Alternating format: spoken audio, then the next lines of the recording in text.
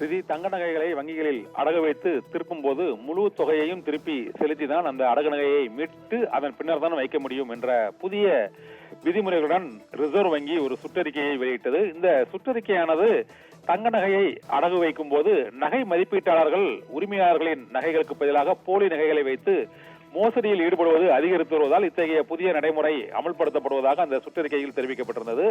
ஆனால் இந்த விவகாரத்தில் தங்க நகைகளை அடகு வைத்து அந்த வட்டித் தொகையை மட்டும் செலுத்திவிட்டு மறு அடகு வைப்பதில் சிக்கல் ஏற்பட்டிருக்கிறது. இதற்கு நாடு முழுவதும் எதிர்ப்பு கருத்துக்கள் மற்றும் அந்த விதிமுறையை மட்டும் மாற்ற வேண்டும் என்பது உள்ளிட்ட பல்வேறு கருத்துக்கள் வந்தன. இதை ஒட்டி அந்த ரிசர்வ் வங்கியின் சுற்றறிக்கையை திரும்ப பெற வேண்டும் என்றும் அந்த சுற்றறிக்கையில் உள்ள நிபந்தனைகளை ஏற்க இயலாது என்று அறிவிக்க கோரி மதுரை உயர்நீதிமன்ற கிளையில் ஒரு வழக்கு தொடரப்பட்டது. அந்த வழக்கு விசாரணை இன்று நடைபெற்றது. இந்த விசாரணையின் போது 3 நிபந்தனைகளை நீக்க வேண்டும் என்று மனுதாரர் தரப்பில் கோரப்பட்டது. அதில் 1 கிராம் தங்க நகைக்கு கிராமப்புறங்களில் ஒரு தொகையும் நகர்ப்புறங்களில் ஒரு தொகையும் வழங்குவதை ஏற்றுக்கொள்ள இயலாது என்று குறிப்பிட்டிருந்தார்கள். மற்றொன்று, அடகு நகையை திருப்பும் பொழுது வட்டித் தொகையை மட்டும் முழுமையாக செலுத்தி மறு அடகு வைத்துக் கொள்வதற்கு அனுமதி அளிக்க வேண்டும் என்றும், முழு தொகையையும் செலுத்த இயலாத நிலையில்தான் நகைகளை அடகு வைக்கிறார்கள் என்றும், அவ்வாறு அடகு வைப்பதால் அதை திருப்புவதற்கு முழு தொகையும் செலுத்த வேண்டும் என்றால் கூடுதல் வட்டிக்கு அந்த வாடிக்கையாளர் மற்றொருவரிடம் பணம் வாங்க வேண்டிய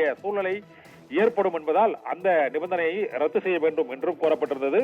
இது தவிர புதிய சுற்றறிக்கையில் ஒருவர் ஒரு நகையை 5 முறை மட்டுமே அந்த மறு அடகு வைக்க முடியும் என்ற ஒரு புதிய கட்டுப்பாடும் இந்த ரிசர்வ் வங்கியின் சுற்றறிக்கையில் விதிக்கப்பட்டிருந்தது. ஒருவர் 5 முறை மட்டுமே நகைக்கடன் வாங்க முடியும் என்பதை இந்த சுற்றறிக்கையின் மூலமாக வலியுறுத்துவதால் அது சிறு தொழிலாளர்கள் மற்றும் நடுத்தர வர்க்கத்தினர் பெரிதும் பாதிக்கப்படுவார்கள் என்பதால் எத்தனை முறை வேண்டுமானாலும் அடகு வைக்க அனுமதி அளிக்க வேண்டும், மறு அடகு விவகாரத்திலும் அந்த எண்ணிக்கை கட்டுப்பாட்டை குறைக்க வேண்டும் என்பது உள்ளிட்ட பல்வேறு அம்சங்களை உடனடியாக நீக்க வேண்டும் என்று உயர்நீதிமன்ற மதுரை கிளையில் அந்த மனுவில் வேண்டுகோள் விடுக்கப்பட்டிருந்தது. இந்த வேண்டுகோள் தொடர்பாக ரிசர்வ் வங்கியின் பொது மேலாளர் மற்றும் மத்திய நிதித்துறை செயலாளர் உள்ளிட்டோர் 8 வாரங்களுக்குள் 2 மாத காலத்திற்குள் பதிலளிக்க வேண்டும் என்று உயர்நீதிமன்ற மதுரை கிளை இன்று நோட்டீஸ் அனுப்பியிருக்கிறது.